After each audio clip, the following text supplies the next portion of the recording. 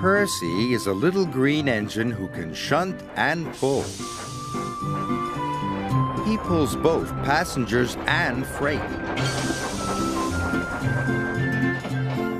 At the docks and at the quarry. Percy's favorite job is carrying the mail. But sometimes Percy has so much to do, he ends up running late.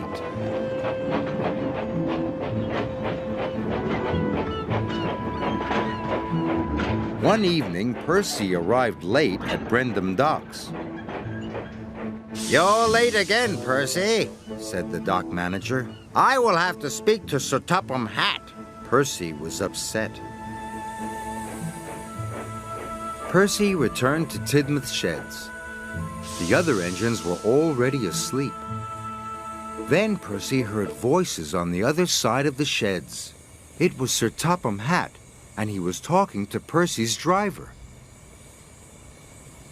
Percy tried not to listen, but he couldn't help himself.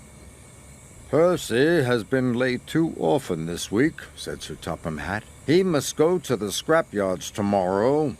"Sir Topham Hatt wants to scrap me," gasped Percy. Percy worried all night long. The next morning, the sun shone and the birds sang, but Percy was too upset to notice. "Sir Topham Hatt wants to scrap me," he cried, "and all because I was late." "Sir Topham Hatt wouldn't scrap a really useful engine," said Thomas. "And you, Percy, are a really useful engine." Percy felt better until he noticed the time. "I'm going to be late," he cried. Percy wished away. If he was on time, maybe Sir Topham Hatt wouldn't send him to the scrapyards. Percy's first job was collecting pipes from Brendam Docks.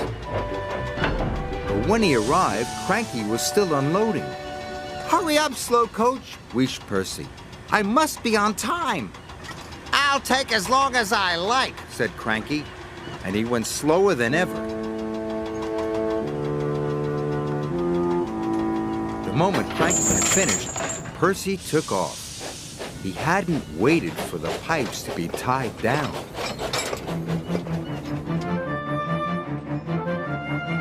Percy rounded the bend. The pipe slipped and fell all over the track, but Percy puffed on.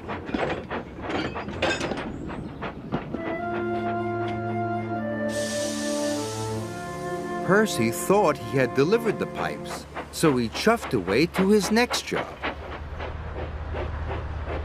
Percy was to take some tar wagons to the workmen mending the roads. "Be careful," said his driver. "Tar is sticky stuff." But Percy wasn't being careful. He was going too fast. Percy charged down Gordon's Hill. He didn't see Gordon and the express until it was too late. The brake van passed Gordon, but the tar wagons didn't.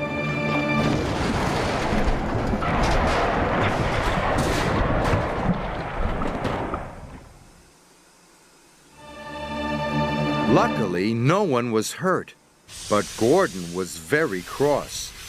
"Now look what you've done," he wished. "What will Sir Topham Hatt say?" Percy thought he knew. "Oh no," he cried. "I'm sure to be scrapped now." And so Percy decided to run away.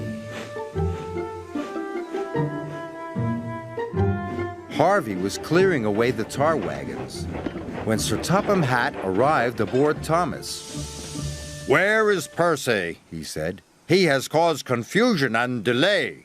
Gordon didn't know. He just left very quickly, sir." "He heard you at the shed, sir," said Thomas. "He thought you were sending him to be scrapped." "I think I need a word with Percy," said Sir Topham Hatt. "You must all help me find him." And so everyone looked for Percy. They searched high and they searched low. They looked to and fro, but they couldn't see Percy anywhere. "What's to become of me?" Percy whispered. But there was no one around to hear. Percy looked very small and felt very lonely.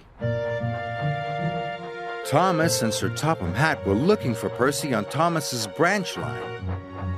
Thomas suddenly had an idea. I think I know where Percy is, sir. And he puffed back to Tidmouth Sheds as fast as he could.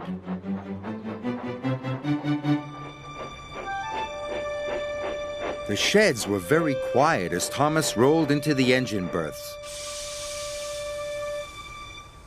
Percy, called Sir Topham Hatt, are you there? "Please don't scrap me, sir," he said. "I didn't mean to be late or cause trouble." Scrap you? Boomed Sir Topham Hatt. Why, the very thought of it. And Sir Topham Hatt told Percy what he had really said. I told your driver you had been working too hard, and that was why you were late. I had decided that after taking some scrap to the smelters, you were to carry the mail all week.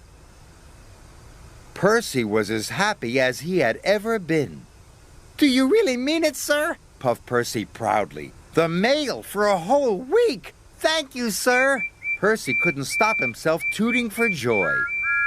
Thomas tooted too. It was good to have his friend back. So Percy carried the mail all week. He wasn't late and he didn't make a mistake, not one. And Percy decided never to listen to silly stories ever again, especially not ones made up by himself.